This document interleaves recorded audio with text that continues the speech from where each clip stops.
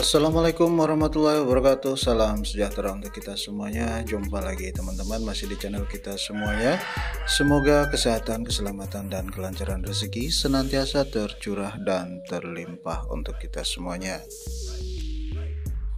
Mohon maaf yang sebesar-besarnya kami sampaikan sebelumnya pada teman-teman semuanya, yang mana akhir-akhir ini atau belakangan ini ya dikarenakan kesibukan pekerjaan dan beberapa hal lain yang tidak memungkinkan untuk kami sebutkan di sini, kami itu belakangan ini jarang sekali mengupload video ataupun membuat konten.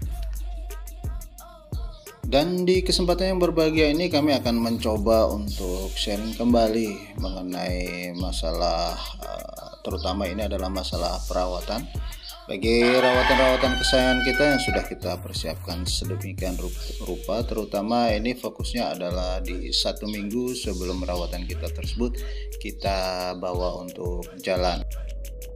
Mungkin perlu juga kami sampaikan kembali bahwasanya apa yang kami sampaikan, apa yang mungkin akan kami sharingkan ini bisa jadi akan berbeda ataupun bisa jadi sama dengan teman-teman yang lain.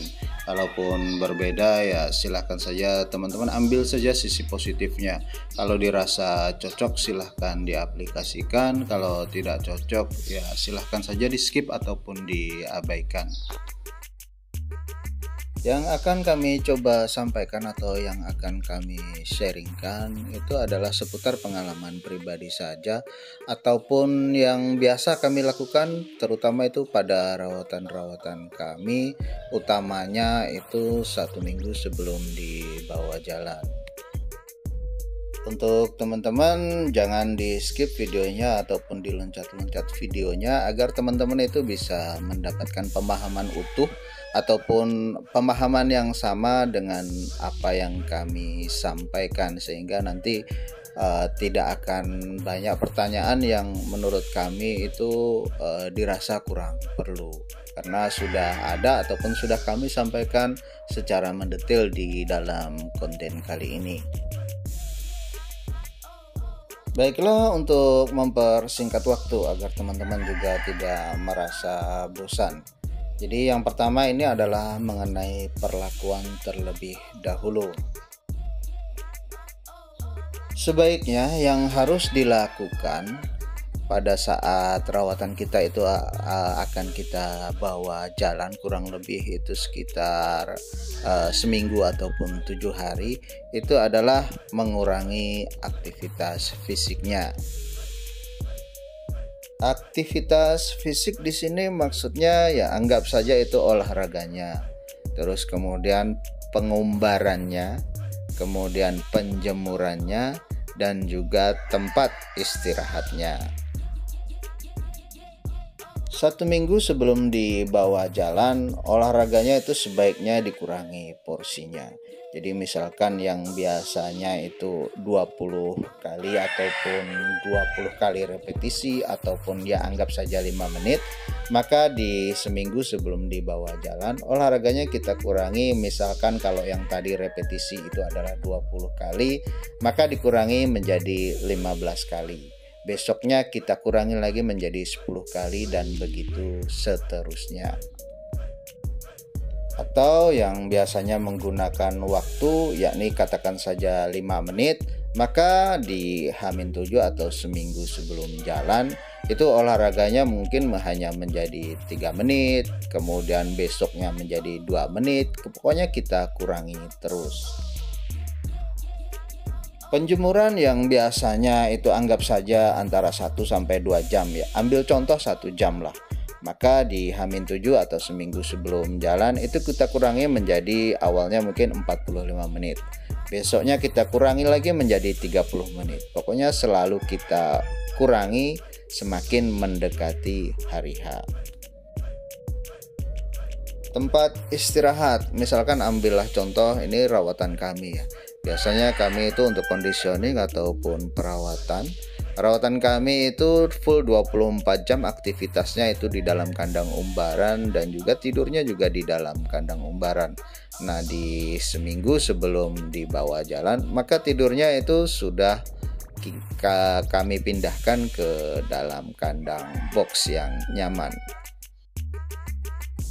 Maksud dan tujuan daripada kita melakukan pengurangan aktivitas fisik pada rawatan-rawatan kita yang akan dibawa jalan, utamanya di H-7 atau seminggu sebelum hari H, itu adalah agar rawatan kita tersebut memiliki waktu istirahat yang lebih daripada cukup dari biasanya, sehingga nanti rawatan kita tersebut memiliki tenaga ataupun energi yang maksimal dan juga optimal, serta staminanya itu benar-benar full pada saat hari H.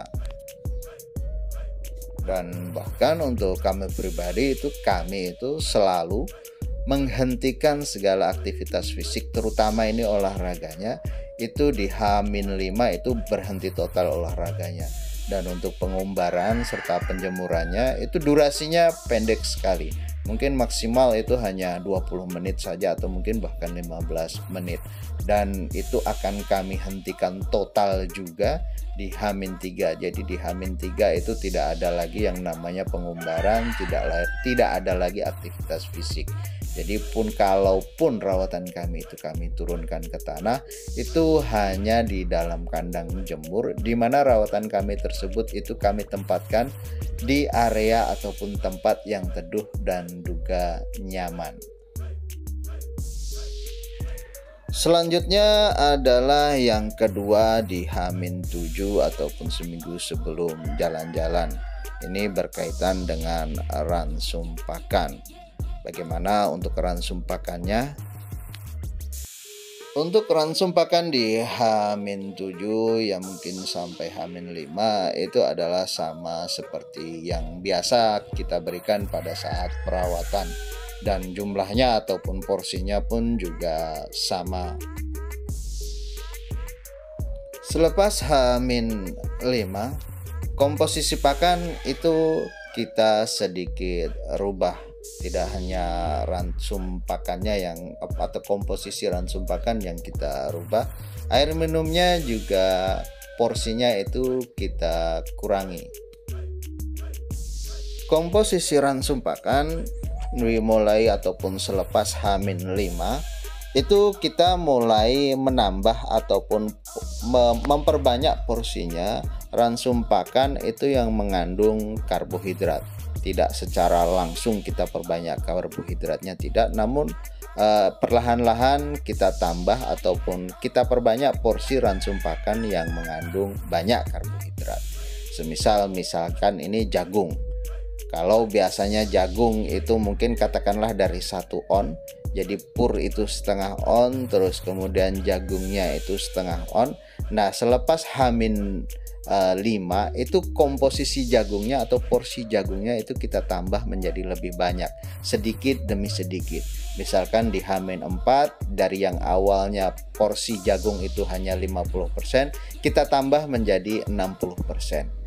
Begitu seterusnya sampai di hari H, komposisi jagungnya itu katakan saja itu nanti bisa 100%, terutama di pagi hari sebelum kita bawa jalan. Atau lebih detailnya mungkin seperti ini. Jadi purnya kalau di H-5 itu masih 50%, jagungnya 50%. Di H-4 purnya itu 40%, jagungnya 60%. Di H-3 purnya 30%, jagungnya itu 70%. Di H-2 itu jagung purnya itu 20%, terus kemudian jagungnya 80%.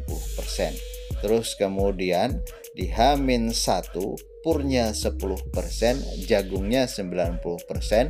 Dan pada saat hari H jalan itu jagungnya 100% dan purnya tidak kita berikan sama sekali.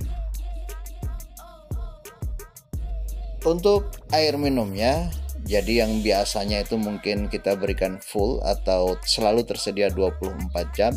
Nah, selepas H-5 ini mulai kita kurangi. atau mungkin bisa teman-teman kurangi kalau memang telaten itu di H-7. Jadi tidak full 24 jam kita berikan lagi, tapi hanya selepas rawatan kita tersebut makan.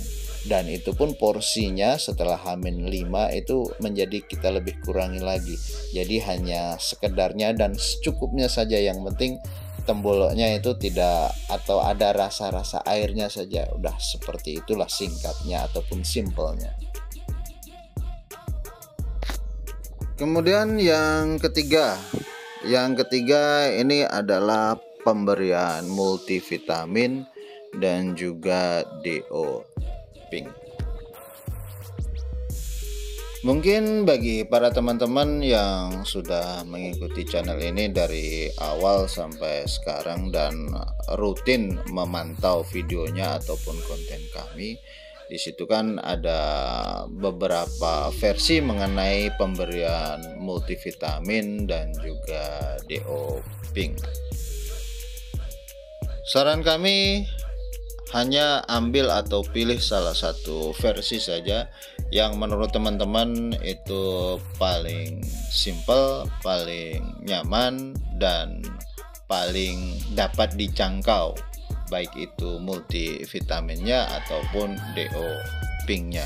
Jadi tidak usah dipakai semuanya, pilih salah satu ataupun ambil salah satu yang menurut teman-teman itu paling sesuai dan cocok dengan teman-teman. Jadi tidak usah dikombinasikan campur sana campur sini, karena bisa jadi terjadi efek yang kurang bagus ataupun efek yang tidak kita semua inginkan, yakni rawatan kita tersebut malah loncat indah ataupun penampilannya ataupun tariannya itu tidak bisa benar-benar prima dan tidak sesuai dengan apa yang kita harapkan. Sebagai penutup ataupun yang terakhir, jangan lupa untuk melakukan pointing.